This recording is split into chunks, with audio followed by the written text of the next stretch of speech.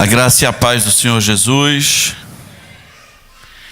Então, meus irmãos, estamos nesse mês que chamamos de o mês da santidade. E hoje à noite, queria pensar com você sobre a santidade do culto. Curiosamente, nós podemos até recortar algumas áreas da nossa vida e crer que elas precisam de uma ênfase em santidade, mas o culto muitas vezes tem ficado fora, exatamente o culto.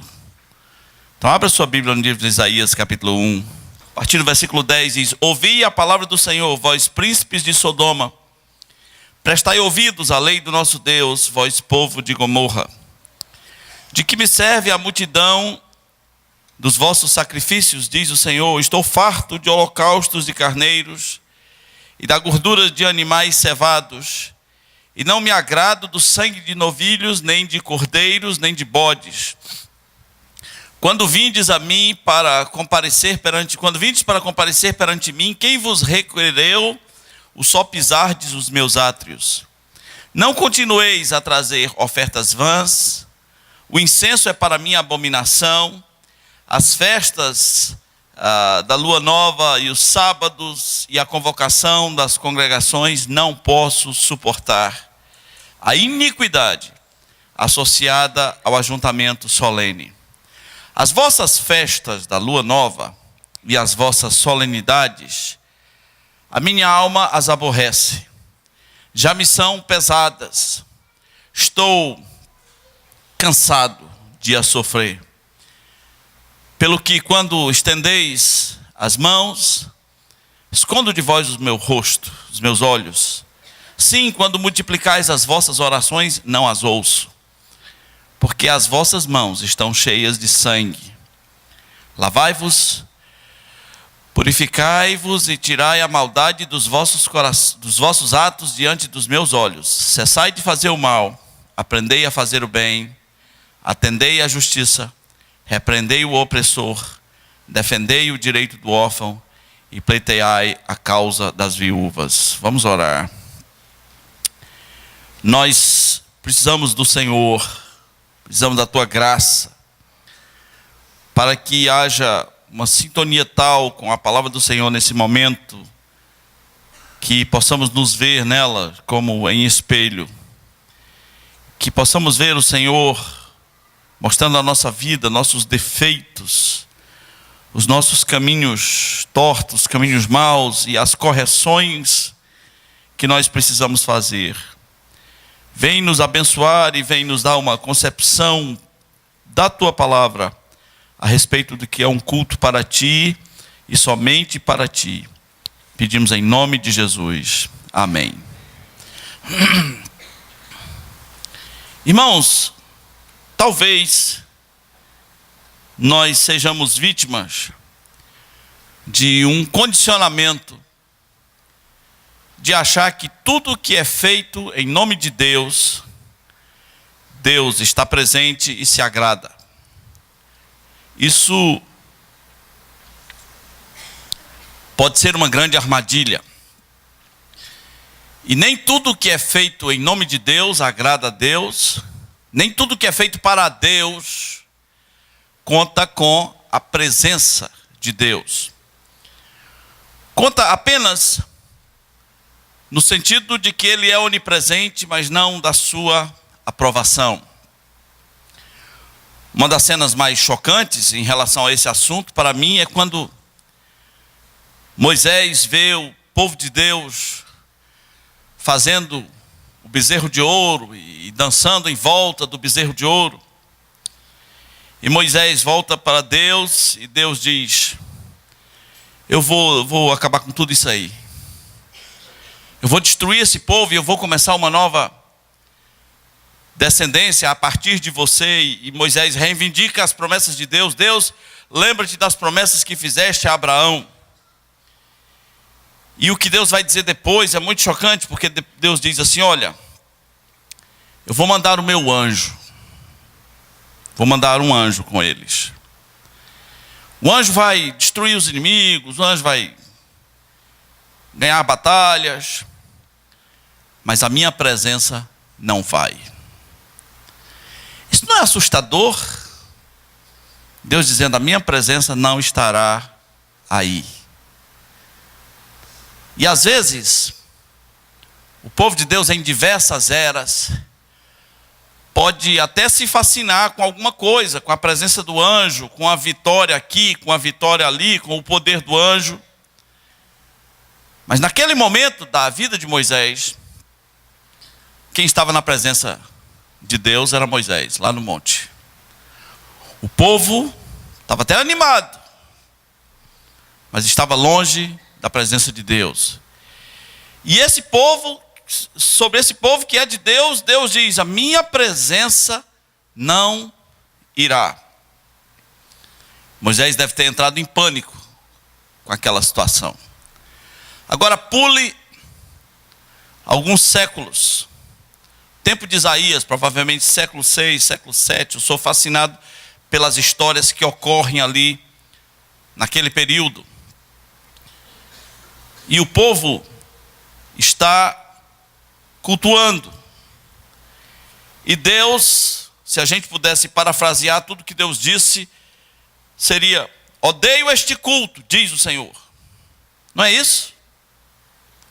Odeio essa palhaçada, diz o Senhor. Tenho nojo disso. Eu estou com ódio. Eu já estou doente com o que está acontecendo aí. Se esse desabafo, entre aspas, usando uma linguagem antropomórfica, esse desabafo que Deus faz, se fosse uma esposa desabafando sobre o casamento, o que o marido diria em seguida? Acabou. Se a mulher dissesse, eu não suporto seu cheiro, não suporto a sua voz, tenho nojo da sua voz, tenho nojo da sua voz. Tem dia que eu quero, isso só vale na TPM, né? Seria uma TPM constante. Tem dia que eu quero matar você, eu não rio das suas piadas, eu odeio quando você traz flores, eu não gosto das nossas intimidades, eu não gosto do seu beijo, eu não gosto de nada, eu odeio, eu odeio, eu odeio. O que o marido diria em seguida? Acabou, meu Deus, acabou. O que sobrou? Não tem mais nada. A mulher não gosta de mim, a mulher não me respeita, a mulher não quer intimidade comigo, a mulher odeia meu beijo. Acabou. Ela disse que não vai mais fazer mais nada para mim. Se eu quiser que vá almoçar em restaurante, não vai ter mais negócio de baião de dois com carne de sol. Acabou. Agora, não é sério que Deus diga, quando vocês vêm para cultuar, eu pergunto, quem mandou? É o próprio Deus dizendo sobre um culto que é feito para Ele, pelo povo de Israel. E Deus pergunta, quem mandou isso daí? Quem requereu vocês apenas pisarem no templo, apenas entrarem nos meus atos? Quem mandou? Quem ordenou? E chega de incenso, esse incenso velho, chato, não quero mais. Aquele incenso que o próprio Deus tinha ordenado, Deus está dizendo, não continueis a trazer incenso mais. Por que, Deus? Porque isso é uma abominação. Essas festinhas de luas novas que você faz, vamos parar com isso. Chega. E quando vocês se juntam, eu nem suporto isso. Isso é desagradável demais. Eu estou cansado. A minha alma aborrece essas solenidades todas. Eu não aguento. Aí quando vocês levantam as mãos para me adorar, eu vou dizer o que Deus disse nas palavras da Bíblia. É pesado demais, né? Ele diz assim, quando estendeis as mãos, Deus faz o quê? O que Deus disse que fazia quando o povo estendia as mãos? Eu escondo de vós os meus olhos.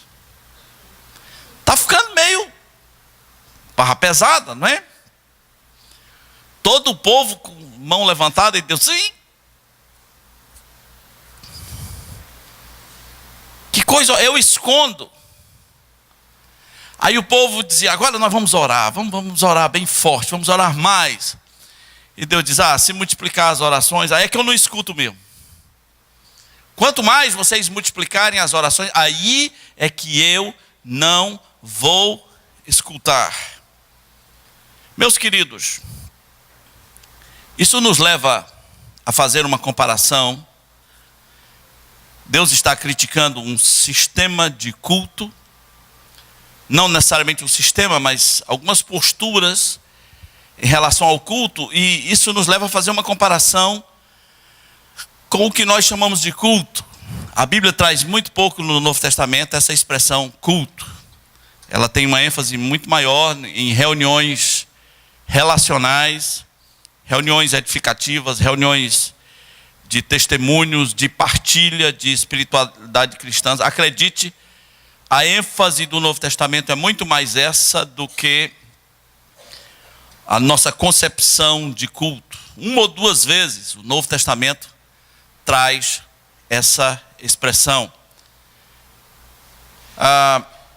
Se Deus está dizendo que abomina rituais que Ele mesmo prescreveu na sua palavra, como as festas das luas novas, os incensos, os holocaustos, né?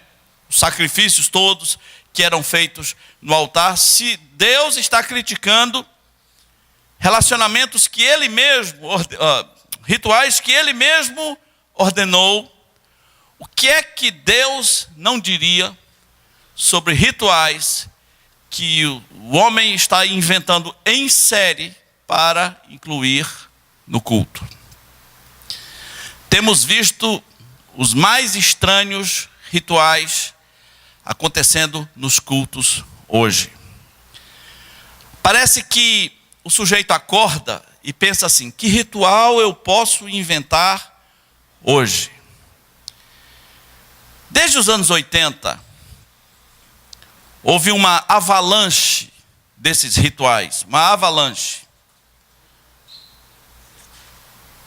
Quando a gente estava entrando nos anos 80, a grande crise era falar ou não falar em línguas. Era a grande experiência que alguns tradicionais buscavam, porque rolava meio que uma inveja dos pentecostais que acusavam com dedo apontados: vocês não têm o Espírito Santo. E alguns tinham medinho dessa declaração: vocês não são batizados com o Espírito Santo.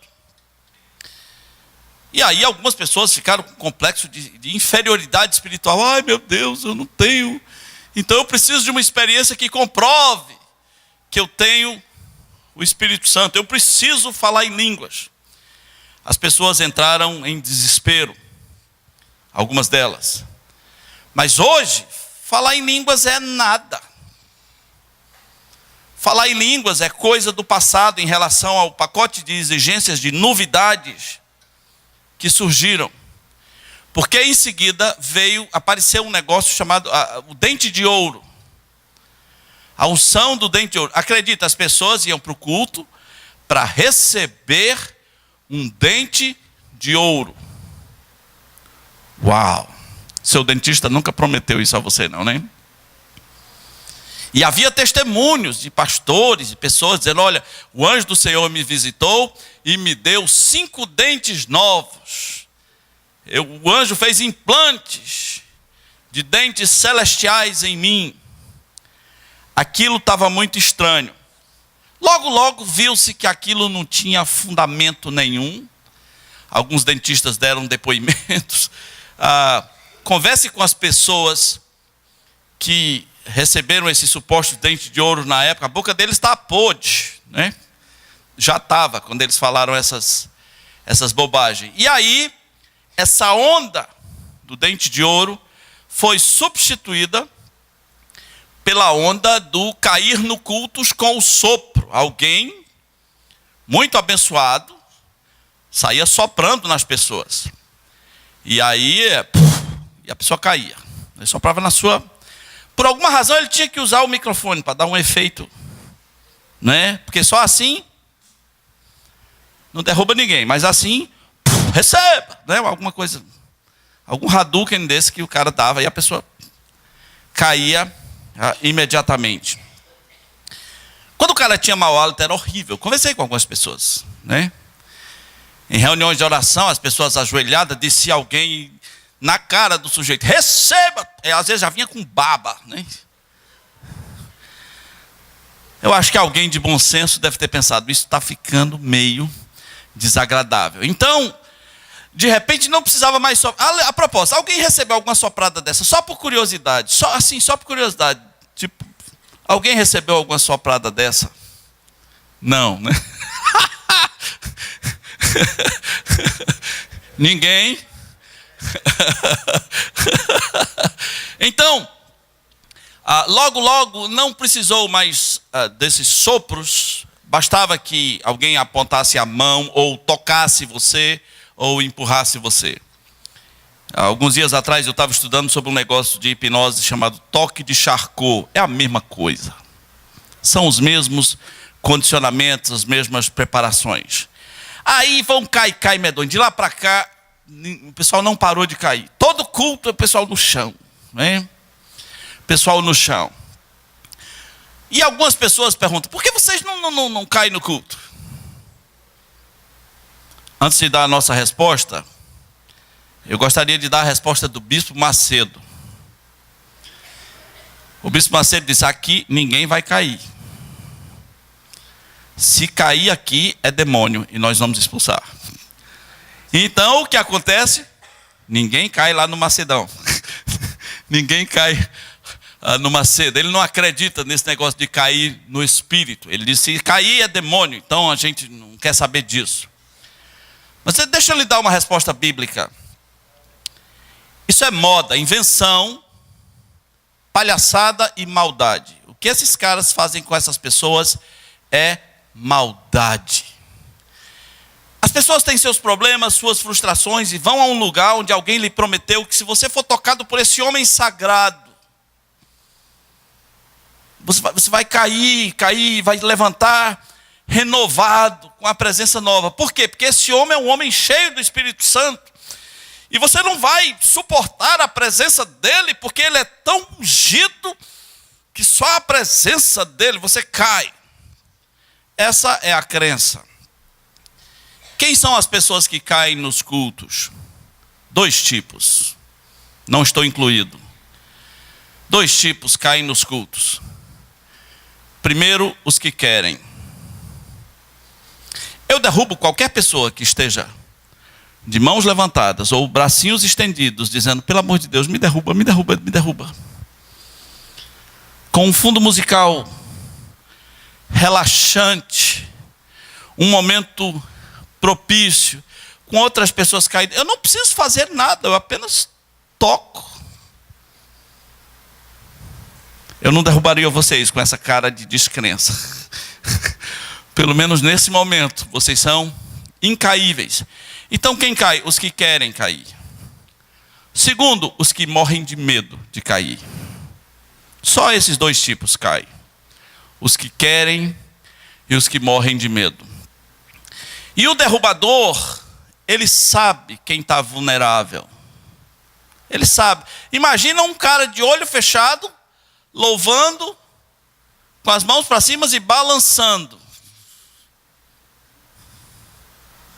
É fácil. Não é? Precisa nada. A pessoa está entregue. A pessoa já está dizendo, eu vou cair, por favor. Eu preciso dessa experiência, por favor. Eu preciso sair daqui renovado. Na Bíblia você não tem isso no Novo Testamento. Atenção, preste atenção no que eu estou dizendo. Não tem isso. Alguma fonte mentirosa colocou, incluiu, inseriu isso no que é chamado de culto. Você nunca vai ver relatos de reuniões na Bíblia onde as pessoas caíram porque alguém veio, não sei de onde, impor as mãos. Você nunca vai ver as pessoas sendo convidadas para isso. Reunião bíblica é ensino, louvor sério, salmos, cânticos e hinos salmos e hinos e cânticos espirituais, exortações, testemunhos, edificações. No primeiro século, línguas e profecias, isso eram as reuniões. Isso eram as reuniões. Porém, 2 pessoas na Bíblia caíram. 2. Uma foi o profeta Daniel. E outro foi o apóstolo João, quando recebeu as visões do Apocalipse. E os 2 disseram a mesma coisa. É bom que você saiba que eles caíram. João caiu porque viu Jesus. Aí você também cai, né? De testa. Ele viu Jesus naquele formato, até que meio assustador, de Apocalipse capítulo 1, os olhos como chama de fogo. Ele viu Jesus. E o que ele disse? Quando o vi, caí aos seus pés, como morto. Foi uma experiência verdadeira. João não estava lá balançando, ai, me derruba, por favor. Oh, não poderemos ficar de pé, vou cair agora. Ai, ai, ai. Não. Ele viu, caiu como morto, morreu. A experiência foi verdadeira. Daniel também, diante da visão de Deus que ele teve, caiu como morto. Agora, você conhece alguém dessas pessoas que andam caindo nos cultos? Que caíram como morto, tipo um coma profundo? Não. Na verdade é assim, as pessoas caem. Quem já caiu em culto aqui, eu não vou perguntar não, mas quem já caiu em culto sabe como é que é. Eles têm vergonha de ser o primeiro a levantar. É ou não é? Fica todo mundo no chão e com vergonha de ser o primeiro a levantar, né? Eu não vou levantar até que o pessoal levante. Só que em algum momento tem um comando para levantar. E aí as pessoas levantam. Levanta, sacode a poeira e dá a volta por baixo. Nada muda, nada acontece. Absolutamente nada acontece em suas vidas. E se houver um outro culto para cair, acredita. O cara está lá para cair. As pessoas mais emotivas, elas são fáceis de serem manipuladas nesses lugares. É a mesma linha da hipnose. Já vai umas 2 vezes que os hipnólogos tentam hipnotizar o Fábio Porchat. Os caras não conseguem. Por quê? Porque ele não relaxa. Ele é doido. Ele é elétrico. Eu acho que o cara fala, feche seus olhos e relaxa. Ele deve ficar por dentro assim, não relaxa, não relaxa, não relaxa, não relaxa. Então é a mesma coisa. Se você é uma pessoa com senso crítico e vai para um lugar desse, acredite, você não cai. Acredite no que eu estou dizendo. Mas se você vai entregue, está totalmente entregue, você é uma vítima fácil, pobre de você. E pior, ainda será colocada a culpa no Espírito Santo. Você caiu no Espírito, disse o pregador. E como não foi o Espírito, isso é uma blasfêmia contra o Espírito Santo. E essas pessoas têm que resolver com Deus. Eles inventaram isso. Eles têm que resolver com Deus. Eu estou usando a queda nos cultos como um exemplo, mas depois daí tudo foi possível. No Canadá surgiu um negócio chamado unção do riso. E eu falava no início dos anos 90, essa porcaria vai chegar aqui. Unção do riso é o seguinte, todo mundo começa a rir descontroladamente. Ora, na Índia fazem a mesma coisa, em praça pública, um guru reúne pessoas, começa a rir e contagia. Se eu começar a rir aqui, acredite. Se eu começar a rir, nós vamos rir meia hora, mas sem problema nenhum. E algumas pessoas vão ter dores nos músculos, porque vai dar uma crise de riso. Isso não é unção de Espírito Santo. Mas essas pessoas são muito mal intencionadas. No mesmo lugar que veio a unção do riso, veio a unção da língua dos animais. Agora o negócio não era falar em línguas, agora era falar em língua dos animais. Língua da galinha. Acredite, pessoas iam à frente. Outros latindo, outros miando, outros uivando feito lobo. Homens e mulheres de todas as idades, falando línguas dos animais. Como se não bastasse, ainda veio a unção do vômito. Oh, meu Pai. O pregador disse que você vai vomitar suas maldições, seus pecados.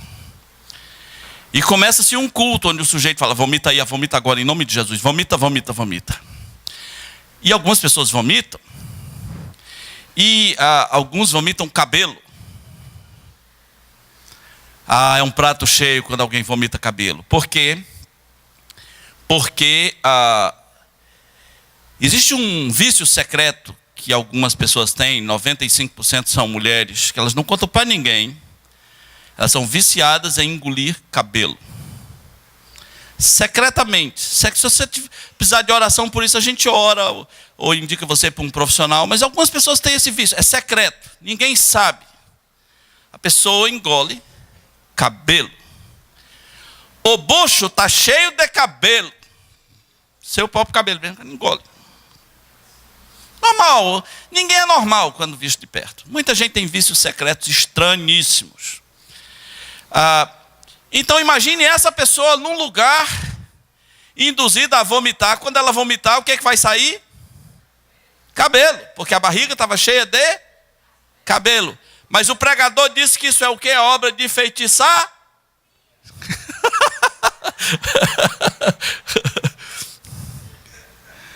É obra de feitiçaria. Gente, se Deus está criticando rituais que ele prescreveu, o que Deus não diria a um pastor que induz pessoas a vomitarem nos cultos? No que se transformou aquilo que se chama de igreja moderna? A unção da cadeira. Pegue sua cadeira, levante agora. Não muito longe daqui, numa igreja não ali, numa dessas esquinas aqui da cidade, um grupo aqui me confidenciou que foi ao culto e o sujeito falou: você vai ficar agora, nós vamos fazer a unção do sapo. Numa igreja batista. Pelo menos no nome. Vamos fazer a unção do sapo. E você vai pular feito um sapo. E quantos pulos você der, vai ser quantas almas você vai ganhar para Jesus. Isso num culto de jovens. Aí como o jovem tem mais... Duvido fazer isso no culto de anciãos, né? Como o jovem tem mais energia para pular, tinha uns atletas que pulava muito mais. Se Deus está criticando os rituais do Velho Testamento, o que Deus diria da unção do sapo? Meus irmãos, está na hora de assumir uma frase que talvez a verdade dela nos doa muito, que é o seguinte: eu não me envergonho do evangelho, mas eu me envergonho dos evangélicos. Simples assim. Não tenho vergonha do evangelho, mas tenho vergonha dos evangélicos. Outro dia o Augusto Nicodemos vestiu uma camisa dizendo: Cristo morreu para destruir o teu pecado, não a tua inteligência. Simples assim. Cristo morreu para destruir o teu pecado e não a tua inteligência. Das poucas vezes, ou talvez da única vez, que a Bíblia fale sobre culto, em Romanos capítulo 12, ela diz assim: nosso culto racional. Você entende isso? Nosso culto racional. Um culto racional é um culto onde as pessoas ainda raciocinam. É um culto onde as pessoas ainda sabem o que estão fazendo. É um culto ainda onde, de acordo com a palavra de Deus, ainda há alguma razão, algum raciocínio. Nosso culto racional. Nós sabemos o que estamos fazendo, nós analisamos as coisas, nós conferimos com a palavra de Deus, como faziam os bereanos, para ver se as coisas eram totalmente assim. Você deve achar muito engraçado que eu tenha falado das modinhas que têm entrado no culto, as diversas possíveis, e você pode pensar assim: mas isso aí não me atinge, eu sou batistão, batistaca, tradicionalista, dispensacionalista, pré-milenista do reino, supralapsariano, fundamentalista. Então isso aí não me atinge. Mas deixa eu lhe falar de uma parte que te atinge. Porque Deus estava tão enojado com o culto, A questão não eram os rituais, nem mesmo rituais novos. Deus estava enojado com o culto, porque as pessoas não sabiam fazer diferença entre o culto e a vida. Meus irmãos, se existe um culto, o culto é a vida. A Bíblia diz: vós sois o santuário. A religiosidade de templo te leva a ir ao santuário. Mas o Novo Testamento te diz: você é o santuário. As purificações não se limitam a um local, você é o santuário. Então as pessoas não checavam suas vidas, não analisavam seus pecados e ofereciam esses cultos nojentos. Deus diz no versículo 16, versículo 15, finalzinho, diz: quando multiplicais as vossas orações, não as ouço, porque as vossas mãos estão cheias de sangue. Lavai-vos, purificai, tirai a maldade dos vossos atos diante dos meus olhos. Aprendei a fazer o bem, atendei a justiça, repreendei o opressor, defendei o órfão e pleiteai a causa das viúvas. Mais sério do que rituais era o estilo de vida não checado, não observado, não arrependidos. Mãos cheias de sangue, pessoas podiam estar matando, e ali no culto, chorando, levantando mãos, multiplicando orações. Pessoas podiam estar em adultério, e a vida sexual ilícita, e ali no culto chorando e fazendo orações. Pessoas podiam estar vivendo em desonestidade, e ali no culto chorando.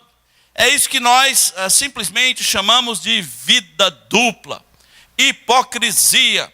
Um culto que nem de longe se relaciona com a vida. A pessoa tem duas vidas. Uma para o culto, onde ele vai fazer voz melosa, cara de santo, rituais que lhe façam parecer santo. Mas a vida, Deus sabe como está.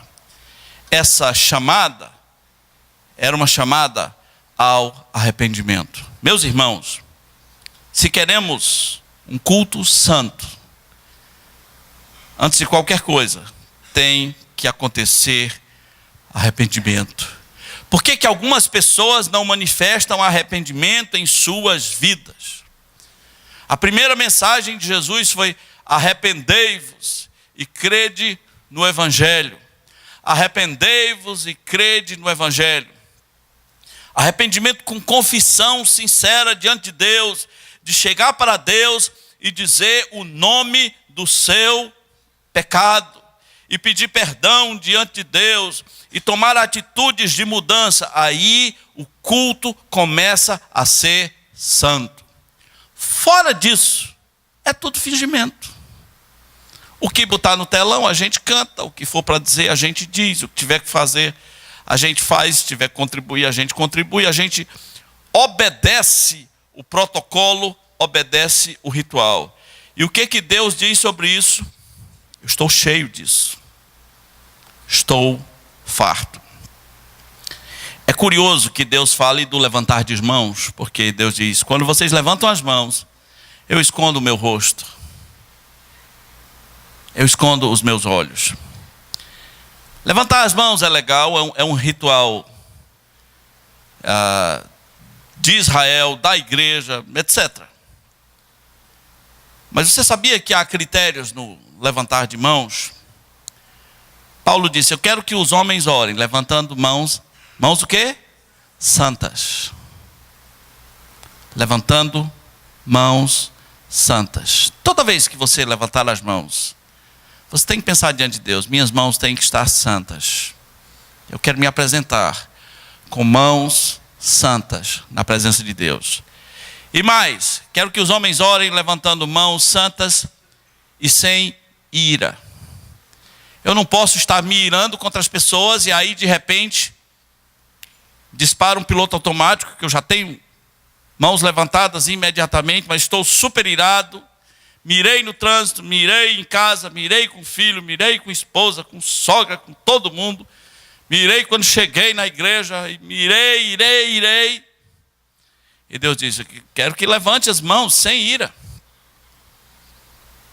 Foi isso que Paulo disse a Timóteo: quero que levantem as mãos santas, sem ira e sem animosidade, sem facçãozinha dentro da igreja, sem intrigas, sem grupinhos carnais, sem críticas desmedidas, sem fofocas. Quero que vocês levantem as mãos desse jeito. Eu não estou aqui, meus irmãos, para tornar a adoração um padrão impossível. Eu estou dizendo que Deus espera de nós um culto santo. Os rituais besterolísticos nunca vão parar de acontecer. Desde o ritual da cadeira até um pastor que diz assim: ó, agora eu quero que todo mundo comece a correr. Quando eu disser ha, parece o Sérgio Malandro, né? Todo mundo vai correr. Já pensou o Sérgio Malandro virar pastor numa igreja dessa, né? Quando eu disser glu, glu, yeah, né? Isso aí nunca vai parar de acontecer, porque vem de pessoas sem temor de Deus e sem conhecimento da palavra. Isso não para. Mas as nossas vidas, nós que orgulhosamente dizemos: eu não tenho nada a ver com isso, com esses rituais birutas, eu não tenho nada a ver com isso, meu culto é santo. Não. Ele é santo quando você fizer o que Deus diz. Se arrependa. Irmãos, o nível de reprovação foi tão grande que Deus começou chamando esse povo de príncipe de Sodoma e povo de Gomorra, o lugar mais devasto daquele tempo, o lugar mais imoral dos tempos bíblicos. Deus apelidou o povo de Israel de príncipe de Sodoma e povo de Gomorra no meio do culto. No meio do culto. Deus não está interessado em rituais, muito menos em rituais novos. Deus está interessado em vidas, em pessoas que busquem a intimidade do Senhor, em pessoas que levem o mandamento de santificar-se a sério, de pessoas que entendem que a intimidade do Senhor é para aqueles que o temem e que nós somos chamados a ter vidas santas na sua presença. Amém? Vamos orar. Se há alguma coisa para confessar diante de Deus, para resolver, para que pelo menos o restante disso que chamamos de culto seja mais santo, resolva aí no seu coração. Não existe santidade sem arrependimento. Não existe avivamento sem arrependimento. Arrependa. Deus diz: pare de fazer o mal, pare com isso. Pare com isso, está errado. Pare com isso e aprenda a fazer o contrário, aprenda a fazer o bem. Arrependa-se, para que Deus não diga sobre o teu culto: eu estou enojado disso aí. Vamos orar. Nosso Deus, é forte demais o que ouvimos o Senhor dizendo sobre cultos feitos em determinado período da história do povo de Israel. É forte demais para nós ver que o Senhor não está no meio desses louvores que esse povo estava prestando. E é forte demais para nós saber que muita gente não está preocupado com isso. Precisa de um ritual, precisa de um agito, precisa de alguma coisa acontecendo, mas entendemos aqui hoje à noite que o Senhor está preocupado com vidas novas, com rituais de santidade, de mudança de vida, de corações que te adoram, corações santos que levantam mãos santas, mentes santas sem ira, mentes santas que não pensam em desonestidade, em derrubar o seu próximo, mentes santas que querem ser verdadeiras diante de ti.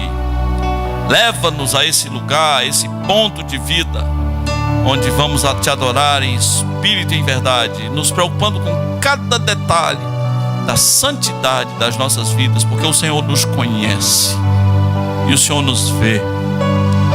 Por isso pedimos que tenha misericórdia de nós e nos guie no caminho certo, no caminho eterno. Pedimos em nome de Jesus. Amém.